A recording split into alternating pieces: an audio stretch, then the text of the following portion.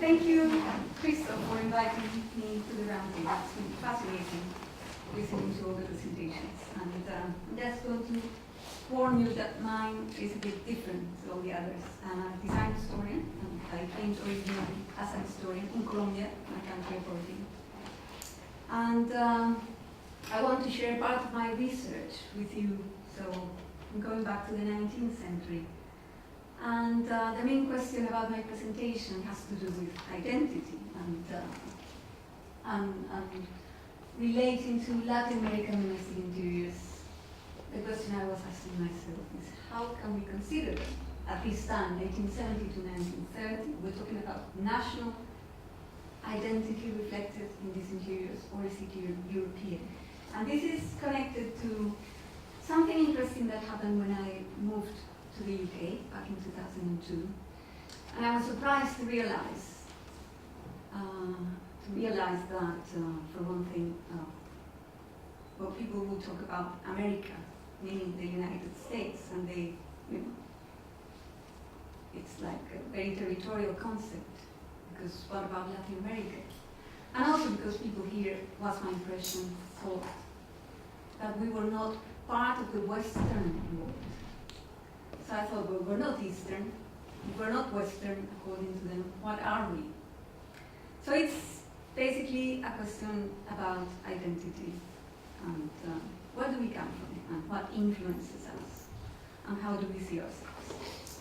So I hope you don't mind that I read, but I find it an easy way of keeping to the 20 minutes slot. I'll read very fast.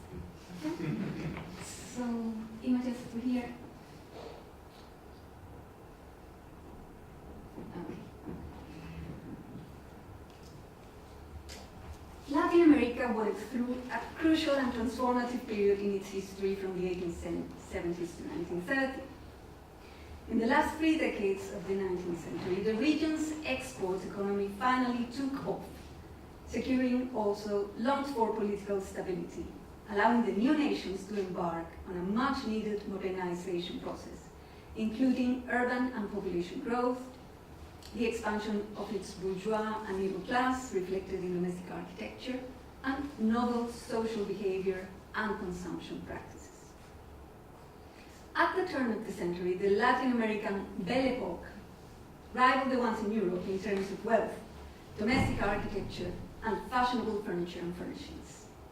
Surprisingly, while urban transformations, as we see in this image, have been widely researched and documented, the significant changes of the related Latin America's domestic material culture in this period has been little studied. So that's the reason behind my research.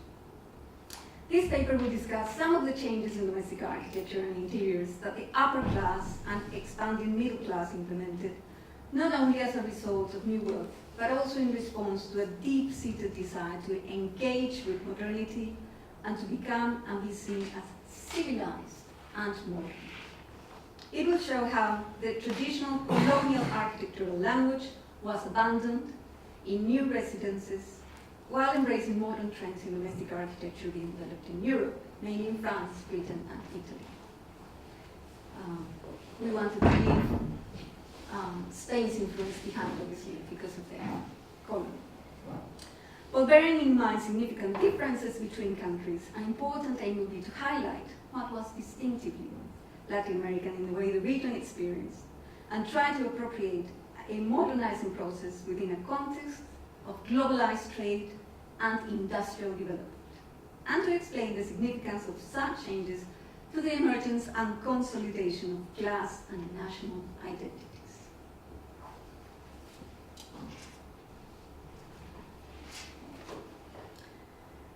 When we consider the 19th century, we need to refer to the wider process of modernity, including the impact that British industrialization had on global commerce and the emergence of Latin American export economies contributing to that process.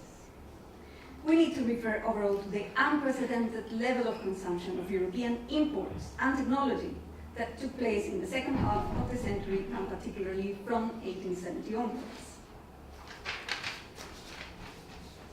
The material culture of the countries, cities, and the homes of the elite and middle classes was radically transformed through the century, spurred by a strong desire in Latin Americans to emulate industrialized nations, particularly Britain, France, Germany, and the United States, and to fashion themselves as Europeans. Early in the 19th century, with independence from colonial rule, these aspirations became crucial in defining the nascent nations and disseminating a rich republican symbolism. Integrating Latin America in the world economy and acquiring the signs of progress and modernity were believed to be essential for the economic and political survival of the newly independent countries.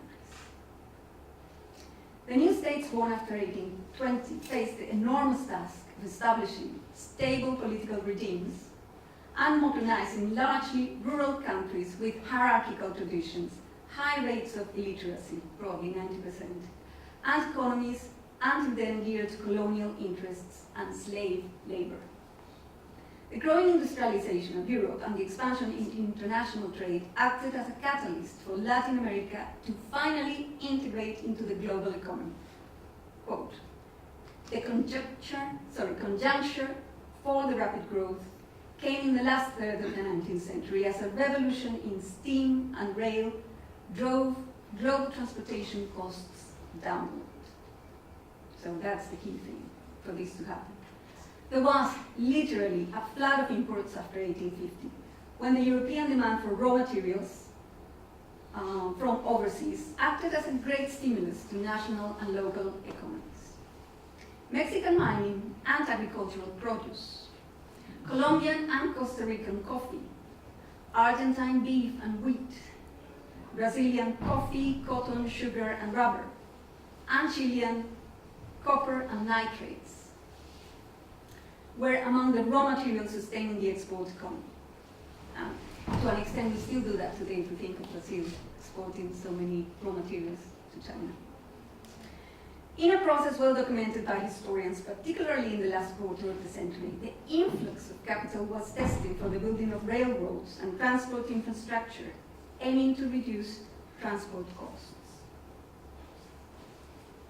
As an example, among the impressive imported buildings made in iron and to be assembled on site were prefabricated British railway stations, public markets, theatres, bandstands, and also houses, as this image shows. The use of iron in architecture immediately conveyed high social status due to its foreign origin, and any building could increase its value if iron structures were added, such as verandas, balconies, stairways, or railings.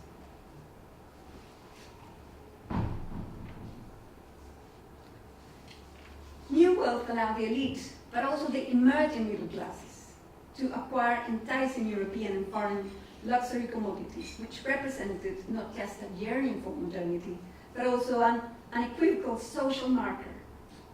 The design of imported goods came to reference social class, and buying these goods became a clear and effective way of drawing and communicating social differences. Rather than being based on family lineage, as had been the case in the colonial past, social distinctions were increasingly linked to wealth and material possessions as the century progressed.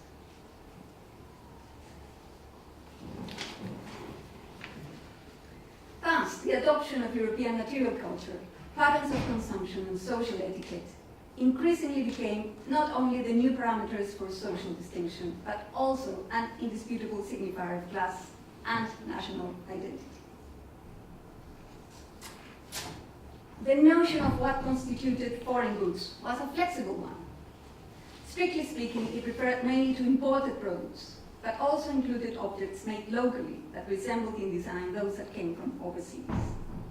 And the same criteria applied to products manufactured using imported materials, such as British woolen cloth, employed to make suits, or imported material to erect buildings. The drawing room of a typical middle-class home of the period would probably display a combination of imported and locally produced furniture and furnishings. A piano and wallpaper possibly would be of European origin, but the sofa and chairs would be supplied by the local cabinet maker. With the surge of imports in every nation, there was also significant stimulus to local manufacturers and factories producing machine-made goods such as textiles, ceramics, tiles, and furniture. The Conversadeira is a fine example of the type of furniture being produced in Bahia, Brazil, during its imperial period. Made in jacarandá, a fashionable wood for domestic furniture, this type of chair was probably commissioned by one of the traditional Bahian families who made their fortunes in the business of sugar export. Produced in European styles, fashionable at the time, the range of furniture made with this type of wood was varied and included different types of tables, chests of drawers, wardrobes, desks, secretaries, sofas, beds, mirrors, dressing tables, and many others.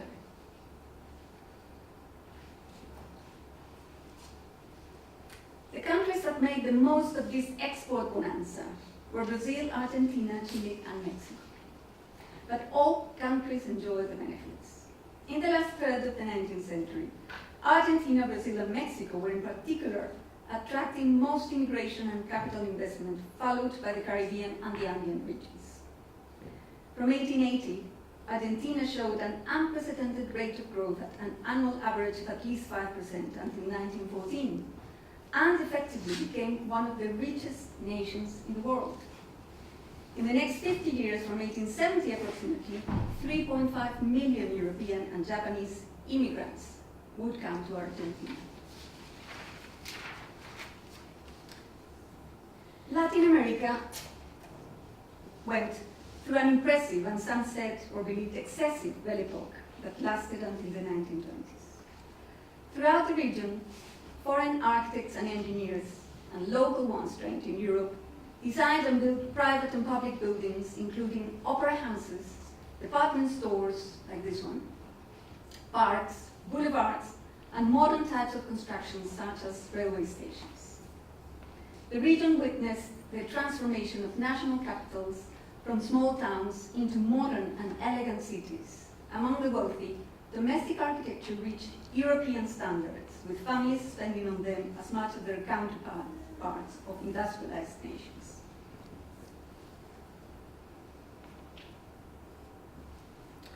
Do you still have time? With the construction boom, the traditional colonial patio-centered houses were gradually replaced with 2- and 3-storied houses and mansions. And even colonial houses were transformed and modernized according to the new parameters of taste. Many of the new domestic buildings followed the Second Empire French style, all with mansards, ample staircases, and surrounding gardens with gates to the streets.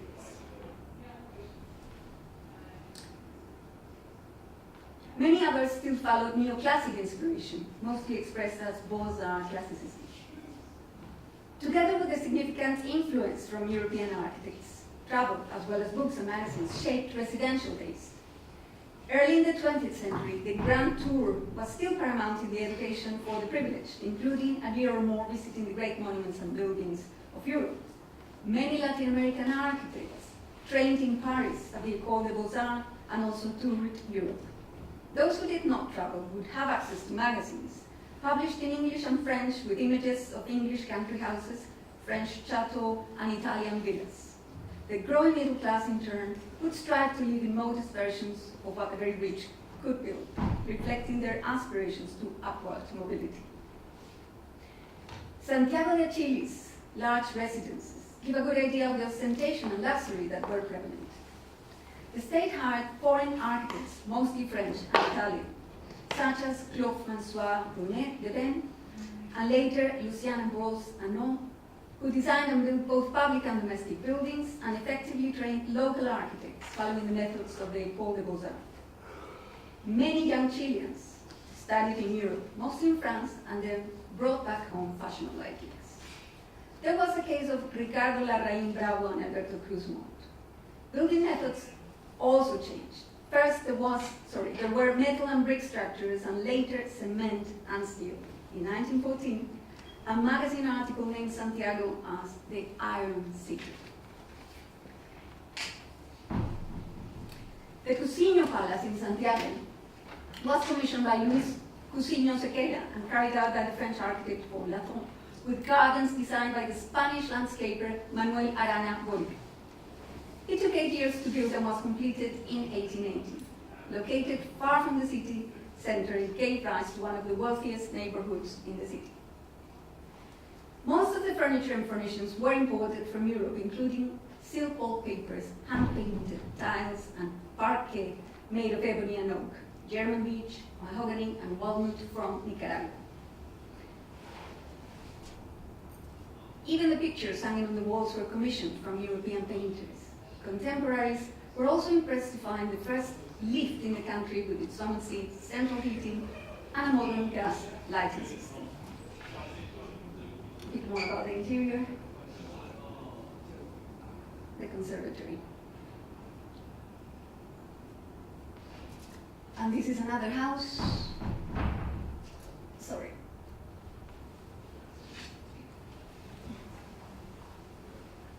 This is a middle class house, and this is the Errázuriz Palace.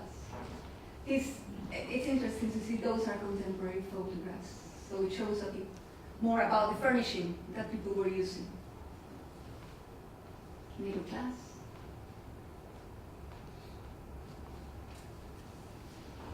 Mérida in Mexico went through its own transformation based on the profitable commercialization of the Henneken fiber from 1886 to 1916.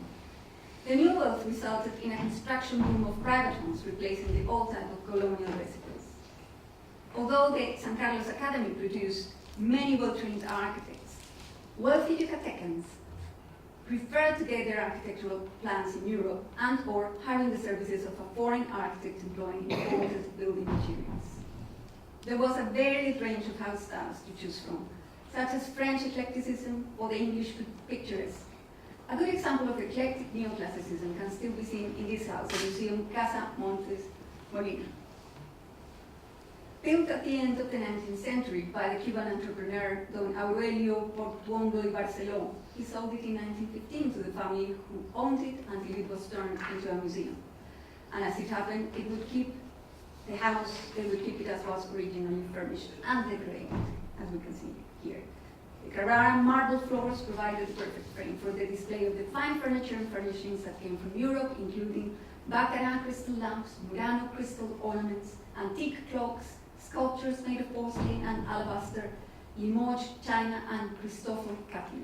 Today, perhaps we're not too impressed about this kind of taste, furniture, furnishings, architecture, but at the time it was the epitome of modernity, and it was very significant. By the beginning of the 20th century, Art Nouveau left its imprint on the urban landscape. Art Nouveau first appeared in Buenos Aires from 1895 to 1915, not represented in a whole building, but through few separate elements, ornamental tile, ironwork, stained glass, but also door knockers and floors. This was the case with important public buildings such as the Colón Theater, seen in the mosaic floor in the entrance hall or the stained glass window. And I go on giving more examples of Art Nouveau, but thinking about time. Moving to the next house. In Brazil, among the new villas, a famous one was Villa Penteado, built in a prestigious suburb of the prosperous and growing Sao Paulo in 1902. It was a palace of Art Nouveau, designed by the Swedish architect Carlos Ekman, who emigrated to the United States in 1886 and South America in 1888, where he married into Sao Paulo's upper classes in the early 1890s and designed mansions for several local wealthy Brazilians. The villa was built in 1902 to house two important families of Sao Paulo. The luxurious two-story building with more than 60 rooms was located in the Rua Maranhão in Sao Paulo suburb called Indianapolis, among many neoclassical mansions, and you can see it at the top there. The villa was decorated and furnished throughout with European statues, furniture, stained glass and marble, and it is now considered one of the best examples of Art Nouveau in the Americas. The critic Flavius Muta credited Ekman with being the first to break with the historicism and eclecticism that have hitherto marked Brazilian and South American design. Now, my conclusion, and before that, I just want to point something out, and it's that in spite of the economic and industrial differences between South America and the United States, a very similar development as the one I just described was taking place in the main cities in the States, New York, Boston, Chicago, and Los Angeles, where residential and country house architecture borrowed equally from a variety of European revival classical influences. Their neighborhoods were a virtual museum of eclectic architectural styles, often taken to exotic extremes, including Tudor manors, large chateaux, Lombard palazzos, medieval monasteries, colonial plantation homes, castles, and imaginative adaptation of several styles. Now, my conclusion, answering the question that I had at the beginning. For Latin Americans, the dream of becoming as modern as Europeans did not materialize fully, as there were still large sectors in society and huge areas in the region completely untouched by these modernizing efforts. But in following the dream, Latin America moved away from a colonial past to engage with modernity, perhaps the only way that was available given the historical circumstances. The process is perhaps better interpreted as one of unquestioning belief in a particular notion of progress, reflecting a deep aspiration to become part of the modern world. Although later on it came to be seen as a continuation of a history of dependence, first colonial, then post-colonial, throughout the 19th century, the quest for modernization was appreciated as a movement towards liberation from backwardness and isolation. If we compare this approach with the mixed response given to European goods by Asian and Middle Eastern countries, Western imports, for example, were completely rejected in China. Latin America craved not just foreign goods and technology, but what they represented to us in terms of enlightenment, modernity, and progress. Without the definitive embrace that Latin American nations gave European imports and technology, situated them as a significant part of the global economy, perhaps the development of European modernity and its own industrialization process would have been compromised.